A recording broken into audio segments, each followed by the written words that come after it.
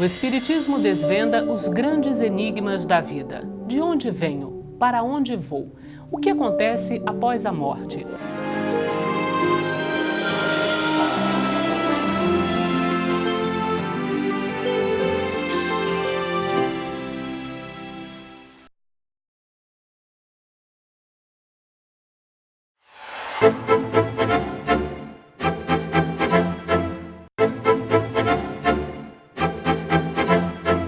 Começa agora o programa Transição, a visão espírita para o novo tempo. Para nossa alegria, mais uma vez conosco hoje, Raul Teixeira. Bem-vindo, Raul. Muito obrigado. Raul, hoje, mais uma vez, vai nos auxiliar no esclarecimento de algumas questões encaminhadas pelos telespectadores. Raul, sobre o desenvolvimento científico do espírito e o desenvolvimento moral. O que se dá primeiro, o científico se dá primeiro, Raul? Normalmente, o desenvolvimento intelectual da criatura humana é o que vem primeiro. Por uma razão antropológica, Coelho. Exatamente porque quando temos as notícias dos homens que começaram a habitar a Terra, os homens primitivos, os homens da caverna, eles tiveram primeiro contato com as suas necessidades pessoais. Necessidade de automanutenção. Eles precisavam comer, beber, se proteger do frio, das intempéries, dos animais.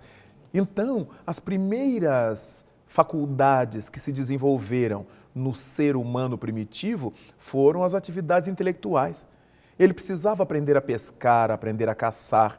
Ele tinha que avaliar a distância que o animal estava da sua flecha, da sua lança, que a ave estava da sua flecha, da sua lança, que o peixe estava dentro d'água. Ele teve que descobrir as leis da física que regem a ótica, porque o peixe que ele via num lugar não estava propriamente naquele lugar.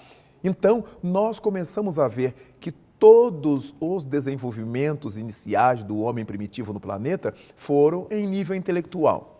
Então, isso determinou que o desenvolvimento intelectual nascesse primeiro, viesse primeiro, por necessidade do ser humano de adaptação ao planeta.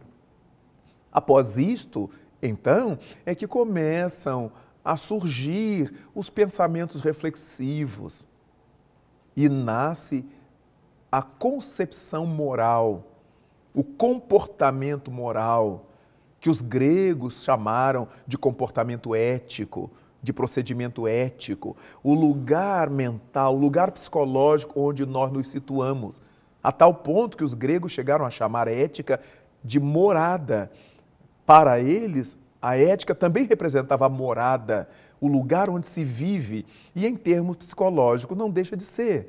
Nós vivemos mentalmente dentro do contexto de moralidade que a gente admite, dentro do contexto ético que nós acatamos, de modo que a ética é de fato a nossa morada. Então, naturalmente pensando nisto, nós desenvolvemos o lado intelectual primeiro. Quando no Livro dos Espíritos Allan Kardec indaga sobre isto, nós podemos achar isso lá na pergunta 780, quando ele quer saber se o homem se desenvolve ao mesmo tempo intelectualmente e moralmente. E os imortais dizem que não. O desenvolvimento moral não acompanha para e passo o progresso intelectual. Primeiro se dá o intelectual. Em seguida, o moral. Por que razão? Porque para que tenhamos progresso moral, nós temos que aprender a discernir, a distinguir, a fazer eleição, a separar o bom do mal, a saber o que é bom e o que é mal. Temos que ter juízo de valor e isso nós não conseguimos sem o conhecimento intelectual. Daí então é que antes de nós desenvolvermos o lado moral, nós desenvolvemos o nosso trato intelectual. Primeiro a gente sabe para depois fazer escolhas intelectualmente dignas e moralmente corretas. Quando Allan Kardec perguntou aos espíritos, em O Livro dos Espíritos, que ideia se pode fazer de moral, eles responderam: moral é a regra de bem proceder, isto é, a de distinguir o bem do mal. Quando o indivíduo já consegue distinguir o bem do mal, o certo do errado, o é do não é, ele já tem um desenvolvimento moral para poder fazer isto. De modo que as duas coisas são importantíssimas, o desenvolvimento intelectual e o desenvolvimento moral. Agora, Hoje, se a gente for se recordar aí dos últimos anos, a humanidade como um todo teve um desenvolvimento científico bastante grande. E o moral, nem tanto, né? Muitas pessoas reclamam ou encaminham e-mails falando sobre isso também, né? A gente vê que os problemas sociais parece que se agravam a cada momento.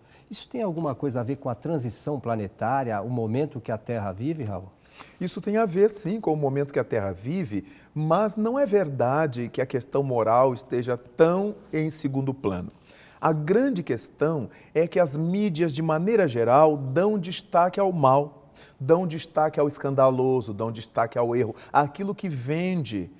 E aquilo que vende é porque gera interesse nas pessoas, o escândalo.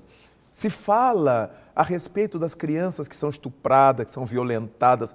Todos os dias nós ouvimos isto, vemos isso em todos os aparatos das mídias. No entanto, ninguém cogita das famílias inumeráveis que adotam crianças, dos médicos que atendem de graça as crianças nos seus consultórios, do Dr. Pitangui, que abre a sua clínica no Rio de Janeiro para atender periodicamente as pessoas de graça, sem receber nada. O bem não tem valor.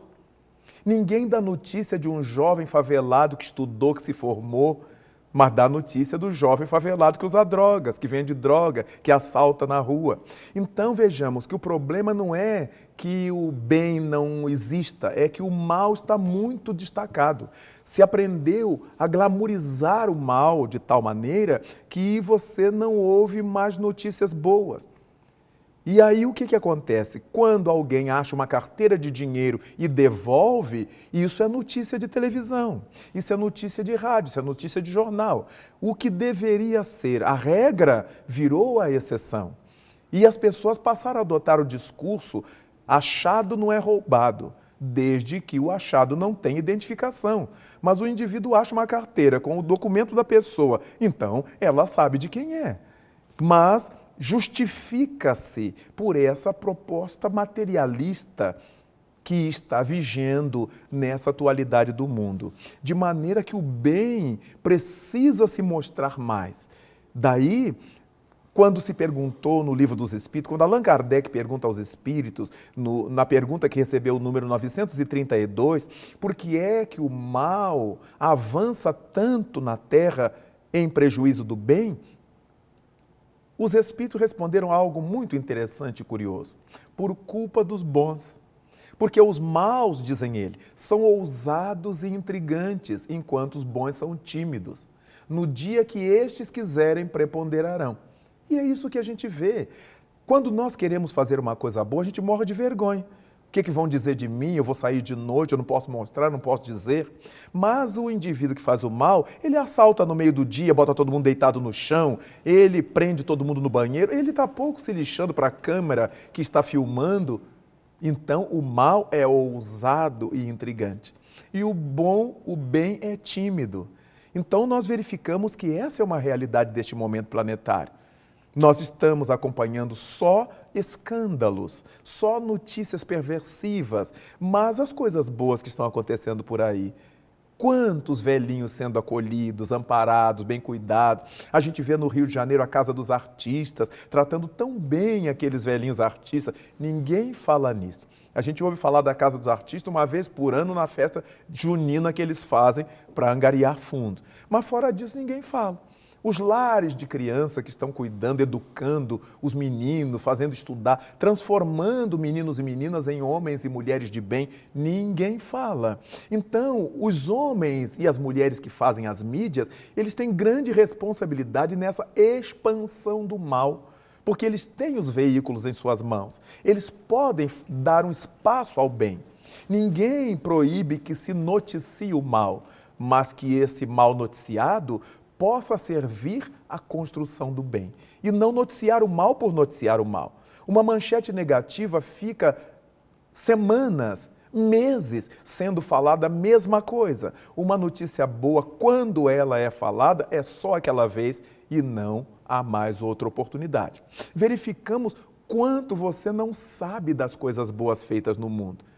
O lar de criança de Divaldo Franco, na Bahia, por exemplo, a Mansão do Caminho, ele atende diariamente a mais de 3.000 crianças com escolaridade, com comida, com médico, com tudo. Ele banca isso com seu trabalho, com a comunidade que lhe dá apoio. Ninguém fala isto. E pelo Brasil afora, e pelo mundo afora, não se cogita disto. Mas bastou que haja uma notícia escandalosa, vendável, e isto basta para encher todas as páginas, todos os horários. Não há horário para o bem. No entanto, é necessário que quem tem nas mãos essa responsabilidade saiba usar essa responsabilidade, porque senão a gente acaba dando um tiro contra o próprio pé. Raul, eu queria que você falasse um pouquinho sobre este DVD, Sexualidade, lançado pela editora Frater. Foram-me apresentadas 22 perguntas a respeito da sexualidade, com seus diversos aspectos. E essas 22 perguntas foram por mim respondidas e foi disso gerado um DVD e um CD com o nome Sexualidade, uma visão espírita, sob uma visão espírita. De modo que as questões são temas de atualidade, são temas muito empolgantes e certamente será útil aos interessados. Então fica a sugestão da sua compra aí do DVD ou CD, né? Sobre sexualidade numa visão espírita. Raul, retornando aqui ao nosso tema, essas questões das notícias negativas veiculadas pela mídia, elas não são trazidas e porque as pessoas ficam ligadas, né? Os seus espíritos se afinizam muitas vezes com essas ideias, Raul? Existe o sim e existe o não. Normalmente, os espíritos que estamos reencarnados na Terra, ainda temos o pezinho muito mais no menos do que no mais. Mas estamos na transição evolutiva. No entanto, verificamos que a sociedade é muito moldável. Aquilo que você oferecer às massas, a massa vai gostar. Se você trouxer uma coisa boa, a massa vai passar a gostar de coisas boas. Se você trouxer coisas ruins, a massa se adaptará às coisas ruins. Recordo-me de que há alguns anos tínhamos no Brasil, no Rio de Janeiro, São Paulo, um projeto de música ao ar livre e juntava muita gente, populações imensas, grupos enormes de pessoas para ouvir Isaac Karabchevsky regendo a orquestra sinfônica brasileira e apresentando maravilhas do clássico, do popular, e o povo gostava. E não havia espaço mais que coubesse tanta gente. Mas na medida em que não há verbas para fazer coisas boas, só há verba para o nível da ralé, o nível mais baixo, então o povo vai se tornando ralé, intelectualmente falando. E moralmente falando também. Na medida em que você só noticia coisas ruins, o seu psiquismo vai se ajustando às coisas ruins. Você começa a ter medo de sair de casa, você começa a ter medo de conversar com as pessoas, você começa a ter medo de ser amigo das pessoas, você começa a ter medo. Na medida em que se oferecer às criaturas uma campanha de aproximar do outro, de ser fraterno, de ter segurança nas ruas, de saber dirigir bem, de dirigir com cuidado, agora nasce a campanha de você respeitar o pedestre. Então, são coisas boas que vão reeducando as comunidades. Os veículos de comunicação, quaisquer que eles sejam, eles têm muita responsabilidade nessa massificação das ideias. Nós sabemos que, historicamente, a humanidade é massiva.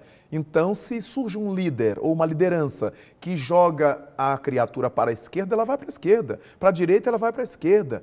Para a direita. Então, dessa maneira, nós precisamos aprender a usar o tempo de que dispomos na Terra para falar do mal que precise ser corrigido, mas para destacar o bem que necessita ser vivido.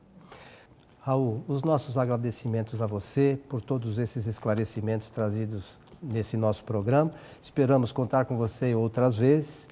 E aos nossos amigos de casa, fica o nosso abraço e esperamos também a todos no nosso próximo Transição, a visão espírita para um novo tempo. Até lá.